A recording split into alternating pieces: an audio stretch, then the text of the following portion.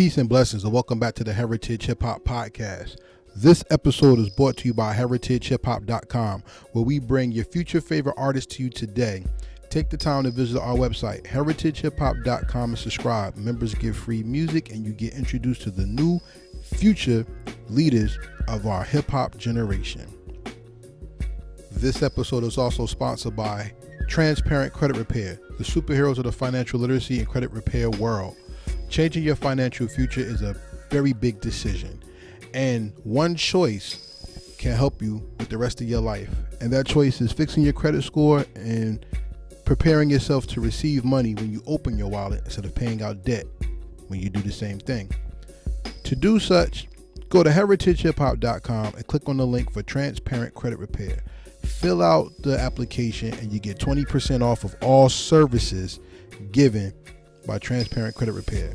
So please, if you're looking to change your financial future and hold on to more money than pay out, please go to heritagehiphop.com and click on the link for Transparent Credit Repair. On this episode of the Heritage Hip Hop Podcast, we talk to a new voice, a young voice who loves boom bap music but wants to talk to the soul and heart of today's generation. His name is Zyaire. Whether he's doing hip hop or EDM, he's changing the world through his perspective, and we want to introduce you to that perspective today. So relax, enjoy the interview, and I'll come back with my commentary when it's finished. Peace and blessings, and welcome back to the Heritage Hip Hop Podcast, where we bring your future favorite artists to you today. This episode is brought to you by HeritageHipHop.com. Become a member and get treated to free music and the greatest playlists and interviews that independent hip hop can give you. And on the line tonight, I have a new voice that's very deep and very expanded. Introduce yourself to the people. What's going on, y'all? This is Zyaire, straight out of Brooklyn, Crown Heights.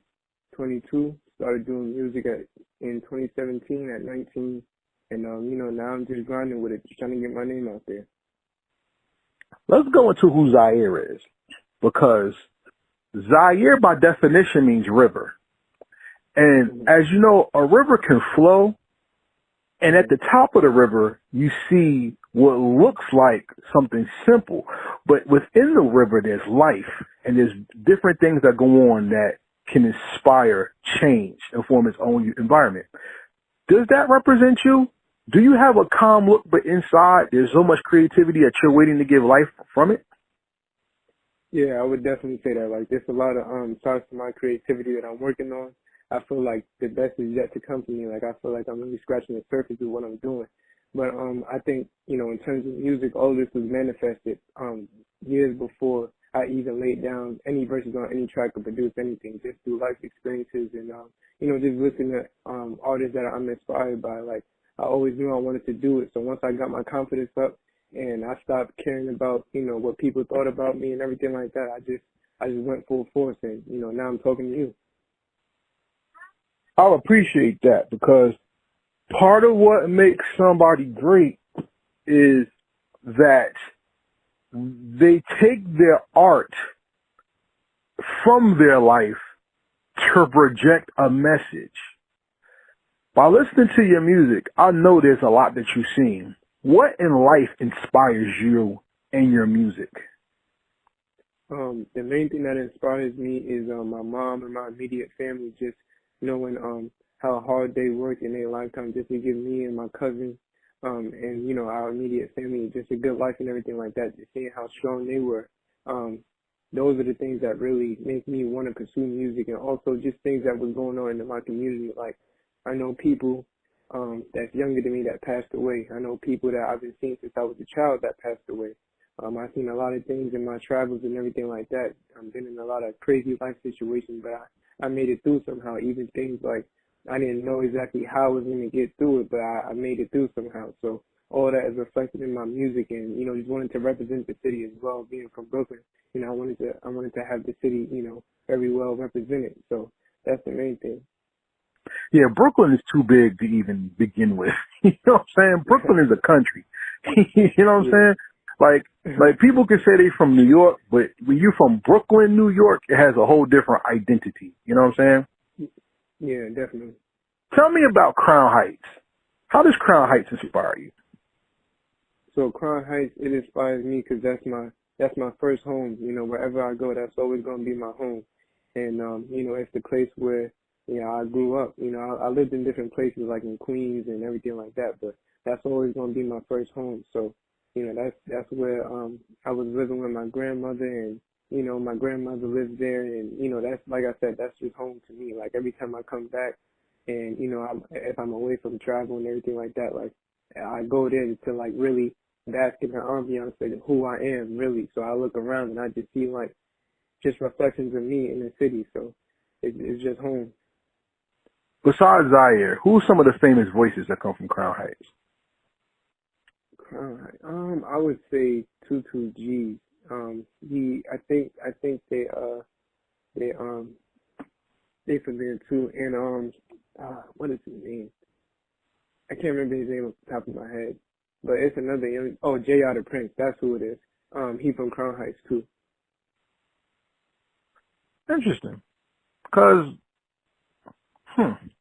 you know what's bugged out when it comes to knowing who we are, especially in relation to where we're from? We have a special obligation to represent for where we're from, but we also have to take a lot of where we're from with us when it comes to where we go in our destinations. And you talked about the love of your parent, you know, your parents, grandparents, grandma, and you're well traveled. What is it about Crown Heights that it's relatable everywhere, especially in music? In music is just like mainly how upbeat and you know how thriving the city is really as a whole. Not just the Crown Heights area, but Brooklyn as a whole. Like the fast pace and the movement. You know, it's always something new. It's always something happening, good or bad. But you just choose to form your own perspective of what that is. And in the music, that's definitely reflected by, you know, the current trends always changing, statistics always changing, algorithms always changing, things like that. So when we get to the principles and like the science of it and everything like that, it's always changing. It's like it's always evolving, just like music, just like anything else in this life. You know, it's constantly evolving. So as you've grown up, because you said you started doing music at 19, right? So let's go to that 0 to 19 time. Let's talk about all those 19 years. When a man is born, he is a huge tree. And as you get older, you prune your tree and you cut off the things that don't really grow with you anymore. Like, for instance, maybe when you were younger, you liked football, basketball, baseball, and soccer. You know what I'm saying? But then as you matured into your manhood, you was like, man, maybe I don't like basketball so much. Maybe I don't like soccer. Maybe I don't like football. Maybe I just like baseball. You know, something like that. And music is, your ear for music is the same. When you're young, all you know is what you hear. But then as you get older, the influence starts to take shape. Who were some of the musical people that influenced you that made you want to become a creator, not just somebody who consumes music? So my main influence before 2009 was Jay-Z, and then Michael Jackson had passed away. So then I did my research and I actually, you know, started understanding why people were so sad. So then Michael Jackson became my biggest influence. But Jay-Z, Chris Brown, Nas, Tupac, Biggie, Big L, TLC. I like a lot of people really. So like Nirvana, you know, different bands and everything like that. And people from this day and age too, like Lil Uzi and Wiz Khalifa too. Currency is nice. It's a lot of people. See, I feel that because you are not just a rapper. You're a producer. And you have made music, not just rapped on music. You see what I'm saying? Right. Everybody that's listening to this is Karel from Heritage Hip-Hop interviewing Zyaire, new voice from Brooklyn. And we're going to talk about some of his projects because Euphoric Vibes, the EP, was very different. I'm not even going to lie to you. Like, I didn't even expect that when I even ventured into thought. Because when you look at the album cover, right, it's a young man with some glasses, you know, he whipping his hair a little bit, he got some blue on, you know what I'm saying? It looks like, it didn't even look like a vibe picture, it looks like a statement picture. What did you want people to think about when they saw the cover art for Euphoric Vibes? I just wanted to symbolize freedom of expression. And in the moment while I was doing the photo shoot, my boy Justin Thomas, I got to shout him out for taking the pictures. I just want to get more comfortable in front of the camera because I know later on in life there's other avenues I want to pursue. So with the cover art aspect, I really wanted it to be like something vibrant because I knew coming into the music industry and everything like that, once I put out my first project, I knew I didn't want it to be a hip hop project because that would be something different. Like it's something that you would expect of an artist to drop something hip hop or R&B. That's why I took the EDM route. And at the time, I had only been working on EDM for not even a full, maybe somewhat under a year when the project had released. So I was really taking those steps and learning and everything like that. But I was just enjoying the whole creative process about it. And in terms of the cover art, I just wanted it to stand out and be a definitive body of work. So I think that came too. I'm sure nobody's ever asked you about your cover art before. Yeah, no. I come from the era where whenever you released a project, whether it be a single, but especially an EP or album, the art, the cover, the inside cover, we would read the lyrics, the shout outs, who produced it. I come from that era where when I listened to your music, I got fully invested because not only did I spend my money, I wanted to know who you were. And when I listened to Euphoric Vibes, some of the sounds actually came through on another level. Because you said you did EDM first, and anybody doesn't know, EDM is electric music. It's electric dance music. It's something with a vibe that you got to catch it, and you got to just feel it and vibe out to it. You know what I'm saying? And fluorescent melodies and psychedelic chant. Those are the first two tracks on there. And the beat pattern and the thump actually changed direction in the beat, and I know that you took that into your rhyme style too. When you create music, what do you hear, or what is the voice that leads you into your creation? A lot of people kind of ask me that question, but it really depends. Sometimes I could just really be vibing out with whatever I'm doing, and how I like to answer that question is like I usually start out with one sound and then build upon it like that. So it's kind of like putting a puzzle together pretty much, and I'm just building upon the steps of whatever I did previously. So when I move on to another track, or I'm making that transition into like a different segment of the track, I just want to up it, just everything that I want to do. I want to make it bigger and broader than the last time. So that's the main thing. But in terms of creating and writing lyrics, it could be a variation of what I hear, or it could be something that's on my mind that's weighing on me heavy. It could be it's the beat, and the beat just really speaks to me that I made in a certain way where I draw up the lyrics real quick. And sometimes I gotta rest my brain for the lyrics, but at the end of the day, just enjoying that creative process and going in the creative process is the main thing for me. I'm about to give you something that I think nobody has ever given you. Have you ever listened to Miles Davis before? I've heard the name, but I don't think I have. Okay, so Miles Davis is one of the greatest jazz musicians that ever lived, period. Mm-hmm. And he has one of my favorite albums in history. It's called Blue and Green with him, I think Duke Ellington, Maybe I'm wrong, but it is definitely a Miles Davis album. And what you said sounded exactly like what Miles Davis said. They asked him, how did he come up with the concepts to do jazz music? And if there was a sound, what sound would you want to make a jazz song out of? And this man said, sneakers. And they was like, what? And he was like, you ever heard somebody run and hear the sneaker against the gym floor? He said, that's music. And what I do is start from one sound like a sneaker, and I go wherever the spirit takes me. He said, if I could make a song with a sneaker and a basketball, I think that would be the best song I've made. And he always said his best song was the song he made at the moment. That sounded like what you said. How do you count your moments, and how do you use your moments to create sound and music? How I use my moments, I really just like to get very engulfed in the creative process.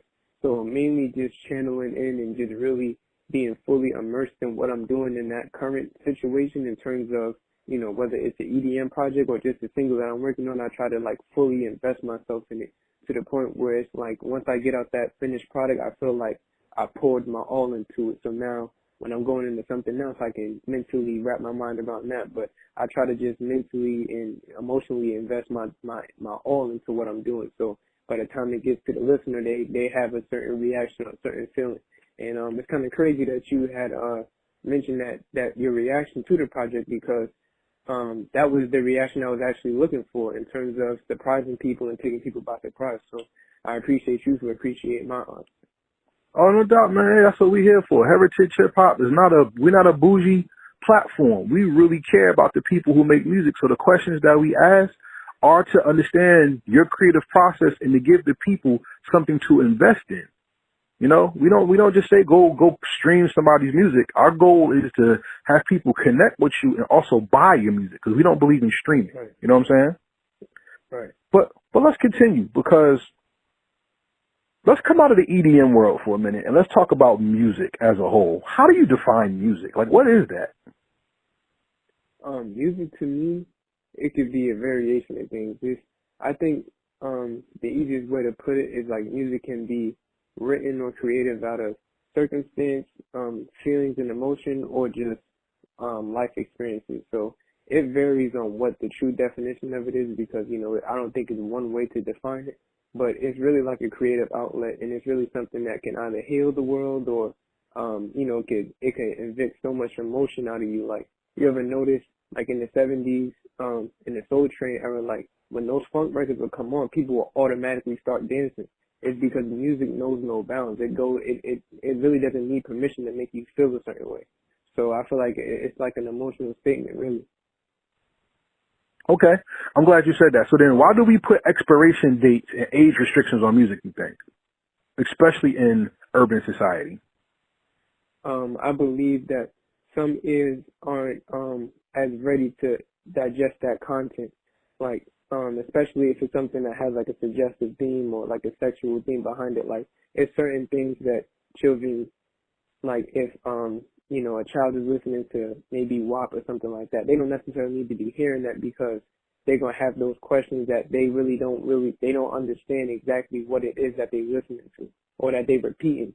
So, it's some things that should be censored, just for the sake of the fact that not everybody, especially the young kids, is not going to understand exactly what they're saying. You don't want your child just to be going around saying anything out their mouth. So I feel like that would probably be the main reason why. Okay, so then let's take it to another level, because I call this Rehoboamism. Do you know the story of Rehoboam? No, I don't. All right, so in the Bible, right, you heard of King David before, right? Yes.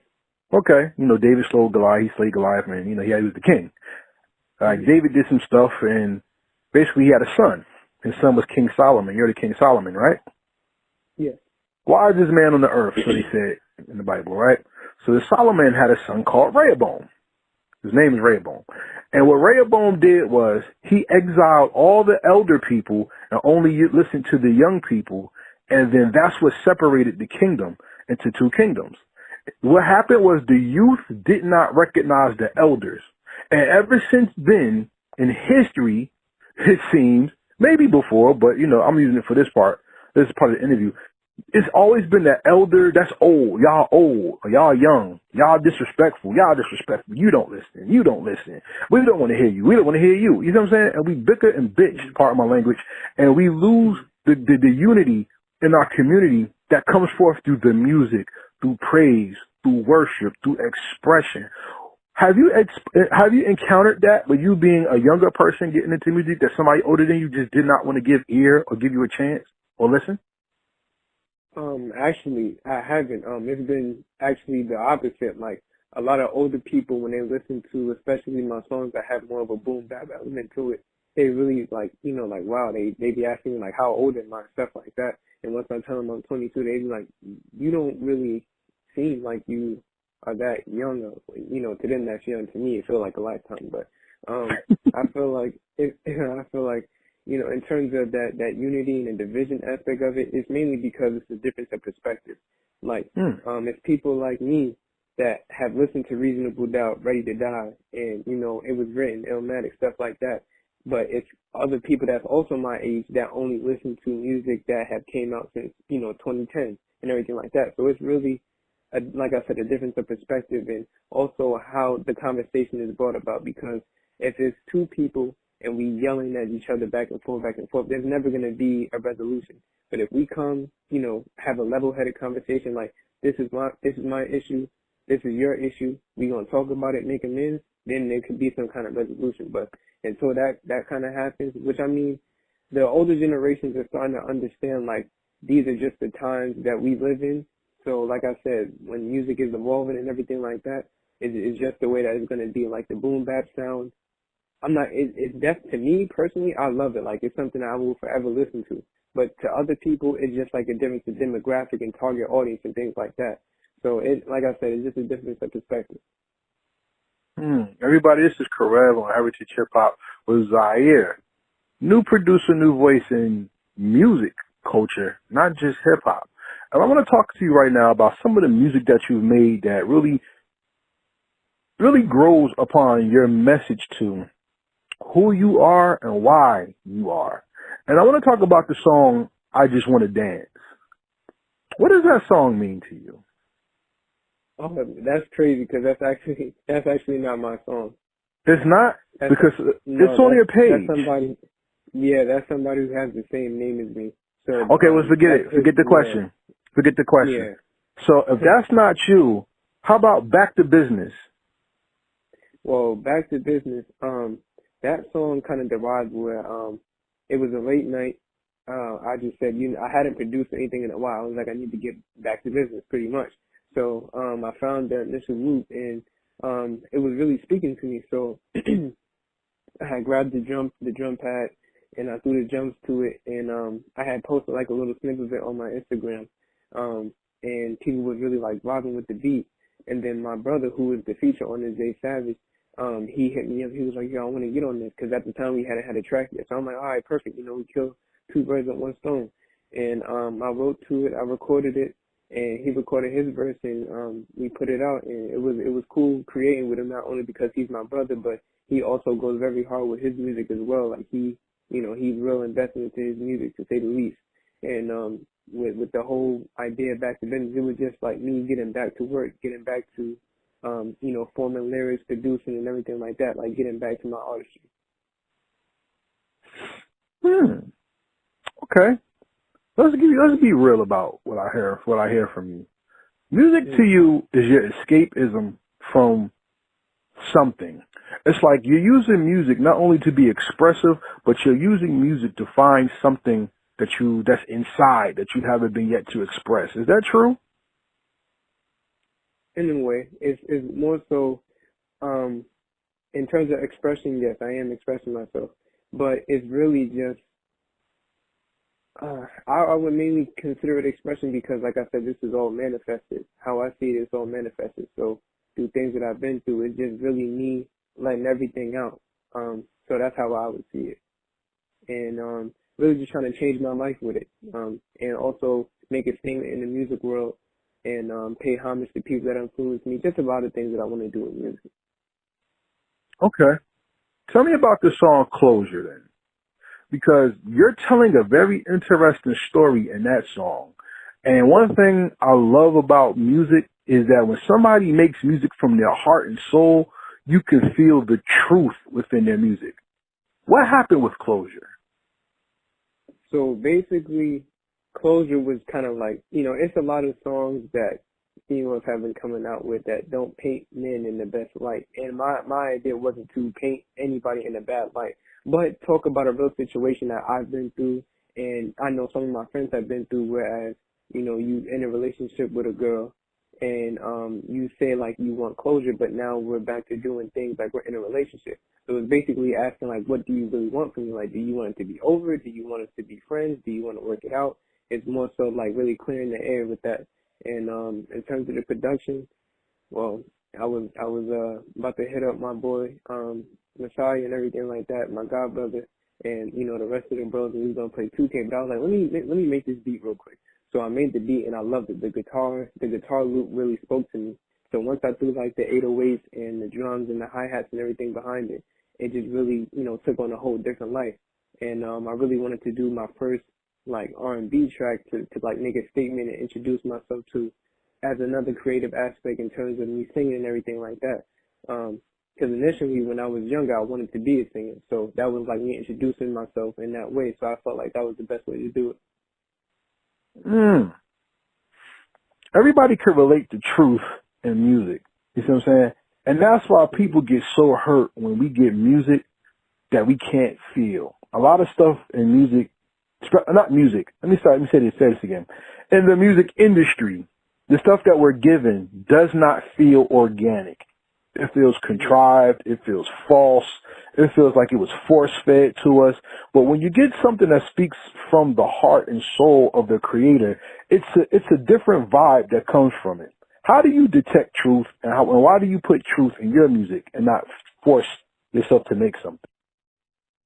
The main reason why I put truth in my music is because I lived through it and it actually happened, and also like it'd be very relatable to the listener. Even if you haven't necessarily been through that situation that I've been through, like I would hope I could, paint the picture well enough for you that you can visualize at least what I'm saying to grasp the overall concept of what I'm saying. So truth is definitely a big part of it. And in terms of people, not really being too authentic with it, it's really, when you understand that politics is really about who's the most marketable.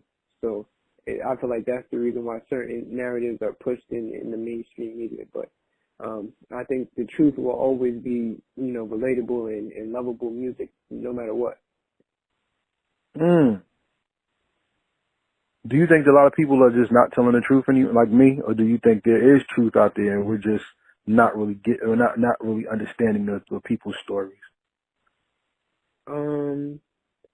I think it would depend on the artist, but I don't really know. I think, like I said, it would depend on the artist. It could vary. Like some people are very, and also how the message is coming across, because somebody could be telling a very true story, but their delivery isn't something that is relatable or something that you can grasp right away. Maybe you might have to listen to it a couple of times. So, like I said, it just depends on the artist, really. Okay, so then let's talk about your song. Let me get the right title because I want to make sure we do this correctly. The song Dark Nights. Dark Nights is a story that's very introspective, but is one that many people, especially in teenage years and early preteen years, can relate to. Talk about Dark Nights and why that song is so relevant, you think? It's really kind of crazy because a lot of people, when I wrote the song, I didn't really think that people would would gravitate to it as much as they did. The people that really been tuned into me and really been taking the time to listen to what I've been saying. I really didn't know that it would relate to so many people, and that a lot of people would be hitting me up saying like, wow, I can relate to this. I was just really, like I said, writing off of past experiences and things that I dealt with. So, that was, that's basically what the song is about. And in terms of the production aspect, I wanted to take somewhat of a darker element to the music because I feel like I show a lot of sides of myself. But in terms of the different aspects and the different ways I would like to present myself as an artist, Dark Nights was a good representation of the loner aspect that I've dealt with because I've been through depression. I've been in a classroom full of people, still felt alone. I've always felt like my back was against the wall in terms of people, not really trusting people, things like that, and just having a whole bunch of crazy experiences really formulated that song. So by the time I went to record it, like I said, once I started writing the lyrics, it just really spoke to me and it really touched me in a way where I was like, my delivery on this track is definitely going to be different, and it really is distinguished from everything else that I've released thus far. So I'm very proud of it. You should be. I think Dark Night is a song that a lot of people should hear. I think when we talk about the human element of music, which is being lost, because people want to make money instead of make impact in society, I think we really lose what is genuine about the art itself, and that's the story. And you said you weren't really going to make a record to change the world. But that's what truth does, and that's what the power of music is. Music can bring people together who probably would not have ever spoken, like this conversation. I would never have probably met you. But it brings people together and makes them speak, makes them hear, makes them feel things that the average person would not, because we're so busy caught up into our own lives that we don't know that we share certain intricacies with other people. How has sharing your music changed your life and changed others' lives who's listened to you? Well, it changed my life because it was something that I've always wanted to do. So pursuing my craft and, really living and walking in my purpose, that was something I always had dreamed about. So to actually be doing it, I think I would have made the younger version of myself very proud just for taking those leaps and bounds, because, when you tell people you want to do music, they tell you like, oh, be realistic, or you're not that talented, or you're not going to make it, things like that. But after a while, I didn't really tell anybody I was going to do music. I just did it. And by the time that people started finding out, the people that was tuned in was like, wow, this is really good. And, in the beginning, I had some things I had to work on. I'm still working on some things, so I'm not even fully polished as a whole as of yet, in my opinion. But, just to really have that overall growth in the music is something that I'm very proud of as well. And with that being said, man, I think everybody should go check out your music, because in my opinion, it's not about whether it's good or not. I think the Dark Knight song is very, very, very good. I think your self-expression is very, very, very good. I could always give my opinion, and some people are sheep. They just like, yeah, do you like it? Okay, I'll listen to it because you like it. I don't want people to listen to your music because I like it or like you or anything like that. I want people to listen to your music because I believe too many of us listen to what other people say and we miss it. That's why I wanted them to hear from you why you do music and why your music is so important to you. I want to ask you two more questions, and then we're going to go to the next part of our interview. From your experience doing music and being inspired by Jay-Z and Michael Jackson and others, now that you could put your name in the same hat as them as creating, what's going to take you to your next level to make you even more of a creator and make more impact in your craft? Really, what will take me to the next level is when I release my next bodies of work, because people will really be able to see the different aspects of my creativity in its totality in terms of a lengthy project, you know what I mean? So in terms of EPs and albums and things like that, once you get like multiple, people will start to understand the dynamics of my creativity and how versed it is. And the main reason why I started it is because I wanted to be very distinguished. I took a step back and I evaluated my life, and I thought about like how people treated me, how I was really treated like an outcast. And I was watching some videos and everything like that, but the videos was basically saying the message of it all was like, people will resent you when you're chosen for a higher purpose. And once you walk in that purpose and you really achieve what you were supposed to do, everything will come back full circle, and everybody will love you at that point. So I'm just taking the steps and, getting to that point. But I think that's the main reason.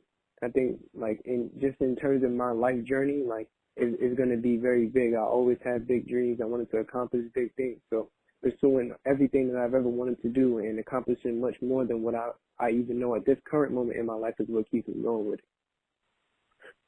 But the men that you chose, particularly, are businessmen. And the business of music is different than creating the music. Mm-hmm. Since you're into creating, I'm sure business is something that is going to come naturally to you as you continue your trek in music. Mm-hmm. How do you want to expand your music to go into the business realm and not only in the creative realm? Well, I'm actually working on starting my record label and becoming the CEO, so that'll be the next step for me. And just having businesses and certain things in my name is always what I wanted to do.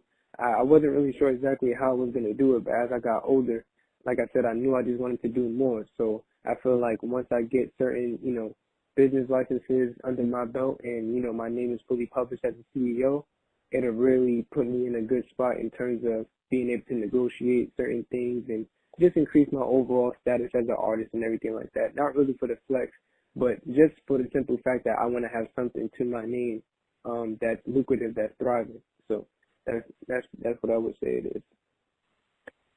With the rise of people taking hip-hop culture by the neck and leading it instead of letting the industry lead them, we have more people who do like beat battles, more open mics and things like that. Since you produce and you actually write music and perform music. What lanes or avenues like that, the open mics, the beat battles and things, interest you, and what are your plans with that in your future? I haven't done like a beat battle, but it was more like a beat showcase. So I've actually tapped into pretty much all of those realms in terms of the open mic, because that's where I did my first performance. It was poetry, in fact, that I read, that I had written a little bit back. Then I went actually to performing my music. So it really helped me take those leaps to like get in front of an audience, see what the kind of direction that I can go with it in terms of performance. So I feel like those elements will help my overall stage performance and my delivery of the live aspect of my music. Give everybody your social media so they can follow you and learn more about you and hear your music. So my Instagram is official__Zyaire, and my Twitter is official_Zyaire. That's where you can find me at. I also just started a YouTube page. It's called Official Zyaire Music, and I have the creation video of me making the instrumental for Dark Nights up there right now. And I'm actually planning to drop another video, a live performance video that I had did a little bit back in March. Should be dropping on Friday, so that's where y'all can find me at. Everybody out there listening, it's been a pleasure to interview this young man, but more so, we want to tell you, if you are a person who loves music, go stream his music, but if you love it, buy his music, because as a young man, he's actually putting his heart and his life into something that if you respect him and his art, we want you to buy into it. If the internet went down, if the computer systems and everything all over the world failed, if you don't buy and purchase your music, you don't own it. So if you really like and love music, check out Zyaire. Check out the singles Closure. Check out Dark Nights. And check out the EDM project Euphoric Vibes, because it's worth the listen. And then I know you will thank us for that purchase. You agree? I definitely would. All right. And with that being said, it's time for the rapid fire questions. You want to play that game with me? Sure. Okay. Well, the rapid fire questions are not yes, no questions. What these questions are they show your depth of not only the music, but your perspective of music as well. So my first question would be, what song or album from another artist's catalog perfectly describes you? Perfectly describes me. I would say, Regret by Jay-Z on Reasonable Doubt. Oh, how so? You said, why is that? Yeah, why?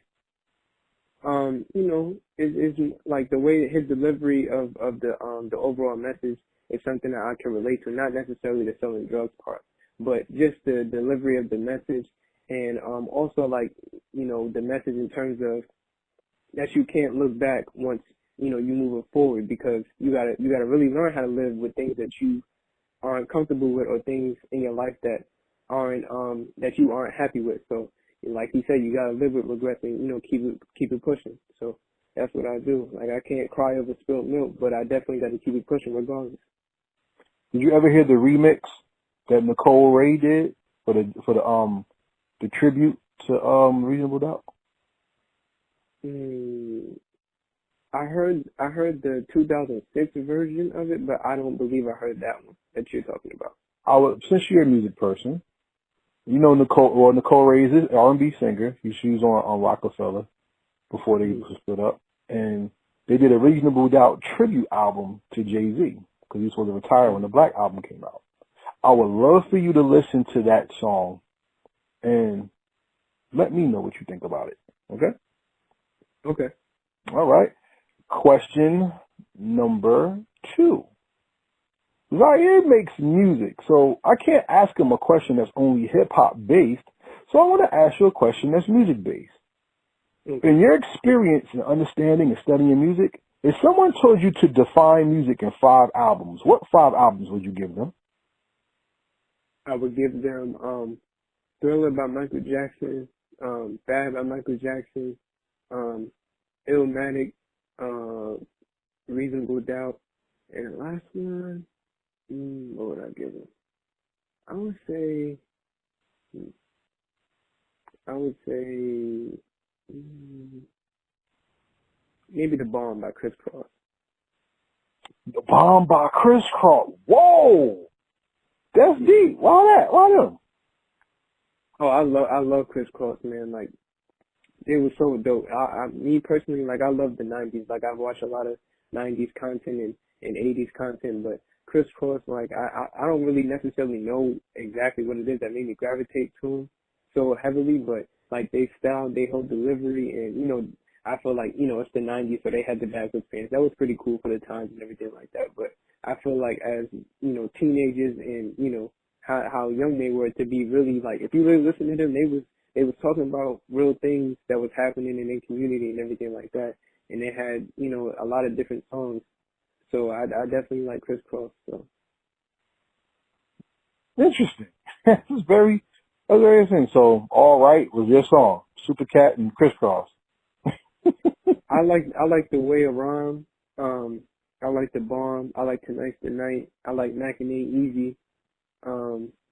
What else? Dang, there's another song. Yeah, it's a lot. I get it. We don't even got to go into all that, but I haven't heard of people talk about Criss Cross in years. That was very interesting. Yeah. As a person who creates music and who performs on music, how do they both influence each other and make you a better artist? They definitely both influence each other because a good performance can really boost your confidence, especially if the crowd is really rocking with you. And you can take that into the studio, which will then transition into better delivery and everything like that. So it really goes hand in hand. That confidence that you get from the crowd really vibing with you and everything like that can really boost your self-esteem in terms of making you want to do it more, maybe even give you some inspiration, some things to write about to take to the studio. So I think it's that confidence boost on both ends. I don't like how people act like a person who creates beats and rhyming on it is regular or it's the norm, because it's really not. But it happens more than we give credit to the artist too. Your influences are more vocal. What producers or beat creators or music producers, music creators, who influences you when you could just turn on a beat and just takes you to a special place? I really didn't even realize until later on in life once I started, but once I started looking in depth, I would say Pharrell and Timbaland and Swizz Beatz. Those would be like my top three for people. And actually Jermaine Dupri. Nice. Okay. When you like to study music? Yes. I think you picked out some God level talent with that. But right. keep studying, and you'll see who even the people who influence them are just as great. Like me, I studied the Motown people. I studied Quincy Jones. I studied people say Dr. Dre. Rick Rubin is great. I mean, there's so many good people out there that because you're a fan of music and you're a student of music, I would love to hear your ear mature. So I'm gonna be watching you, and I'm gonna be checking you out for years to come, because you've earned that respect from me and what journey I see you're actually going on.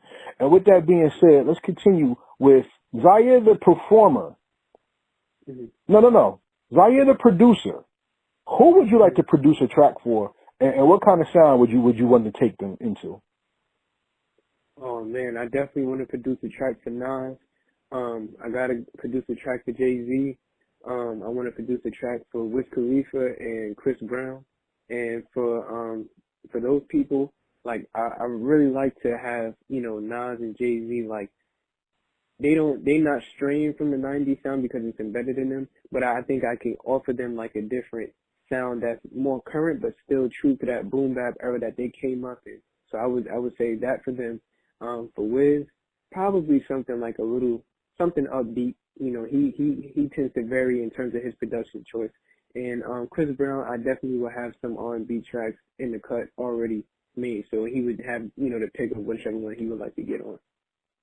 So then, Zyaire, the artist, what would be his dream track? Who's producing it, or who's on it with him, dead or alive, no restrictions?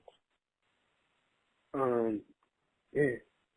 I would say my dream track would probably be, I would produce it, of course, but if I could, I would have, Jay-Z, I would have Big L, um, I would have Nas, and maybe Michael Jackson for the chorus. Oh, so Jay-Z, Big L, Nas, and Michael Jackson. That's amazing. That is amazing. Okay. I love what you're saying. That's damn amazing and good. Okay. So I have 3 more questions and then we're going to finish off this interview. My question to you then is this. What is the voice in music that we're not hearing that you think people may or may not appreciate? The voice in music that people may or may not appreciate. Mm-hmm. I think it's a lot of people that's really not appreciated. But I would say Machine Gun Kelly. You think Machine Gun Kelly is a voice in music that's not being appreciated? Yeah. Why so? Not by an urban audience, rather. Okay. And what do you think we're missing? Just giving him a chance, really. You know, people tend to write you off just because of your appearance or things like that. But if you listen to his music, you know, put aside the fact that he's Caucasian, he really talks about things that's relatable. He has different flows, and his latest project is real good, in my opinion. Like I thoroughly enjoyed the project. So, yeah, I think Machine Gun Kelly. Have you traveled around in outside of New York and showed everybody your art when it comes to your music? Yeah, I actually, when I was in school, I was performing in Virginia. That's actually the first place that I performed, at this place called the Venue in Norfolk, Virginia. So yeah, I've been doing the little things here and there. Okay. What have you learned of yourself by exposing yourself to different audiences, exposing your music to different territories when it comes to playing music? I'm gonna try and summarize it in like 3 things. 1, I believe that my talent is limitless. 2, I believe that my talent is diverse. And 3, I would say that I have everything that I need to in terms of the mental aspect to really make it far in life and really be the greatest artist of all time. That's my goal, to tell everybody that I'm influenced by, be number 1. Okay, and we come to the final question of this episode. We thank Zyaire for coming on Heritage Hip Hop. Shout out to MJ. We also want to give a shout out to your ears and your creative entity, because at the end of the day, you're changing the world with your sound. And for everybody who gets a chance to hear your sound, they're being blessed with something new, original, and creative, and we appreciate you for that. So whenever you will have something that you would like to promote, you're always welcome on Heritage Hip Hop. We are not a bougie mainstream type of platform. We believe that everybody has a story and has a right to tell their story. And to separate yourself from the pack of thousands of songs that come out every day, your story is going to make you stand out. So I'm about to ask you the most important question of your first interview, which means you're always welcome to come back whenever there's something new that you have to promote. You want to promote anything new you create. All right? Okay. All right. So the most important question of this interview is this. 500 years from now, Zyaire will not be walking the planet. May the Most High bless you and your family so that no tragedy or anything befalls your life or your family at any present or current time. May your life be full and may your blessings be just as full. All right? Mm-hmm. But 500 years from now, you're not going to be here. But your digital footprint is going to be here. Your music is going to be here. Your story is going to be told through everything that you create. So my most important question to you is, when they go to the Music Hall of Fame and they talk about Zyaire, Mm-hmm. I want you to answer this. What is the legacy that you have established that made the world better because they listened or heard or experienced your music? The legacy that I want to leave behind is, a kid from Brooklyn who, you know, was constantly being put down, but no matter what, triumphed, and then really took it to the next level in terms of pursuing his purpose. So somebody who, you know, stayed on their grind and, you know, paid their dues until they got to the top. And the other legacy I want to leave is helping people either heal from trauma or have my music be a sense of outlet to where they can, you know, feel joy, freedom, maybe cry if they want, you know, just freedom of expression. And I just want people to appreciate the freedom that comes with the creativity and my overall totality of my artistry. And with that being said, everybody, creativity does not rest on what's cool or what's not. Creativity comes from God. And hip-hop is not a music. Hip-hop is God culture. So always listen to your inner voice. Always give praise. And no matter what makes you different or what differences you have, that's what makes you perfect. So find your perfection, accept your perfection, and be the best at being the perfect you can be. This is Karel from Heritage Hip Hop with Zyaire, and we say peace, and we out. The youth today have a very strong message in their music, and all it takes is for people to give them a chance and to grow with them in real time with their music. We're growing with you, Zyaire, and we wish you the best. So everybody go make sure you go check out his music and support his movement, because we're teaching this young man the truth about hip-hop, and that's support, peace, love, and importantly, unity. This episode of the Heritage Hip-Hop Podcast is brought to you by heritagehiphop.com. We bring your future favorite artists to you today with second-to-none interviews and highlighting new videos. We extend our platform to all independent and mainstream artists who want to tell their story, not just showcase music.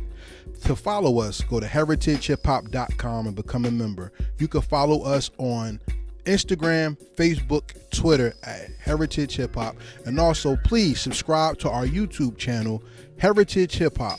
Please subscribe, hit the notification bell, like, comment, and share on any video that's there. We have freestyle videos, interviews. We have whatever you're looking for that celebrates the hip-hop culture.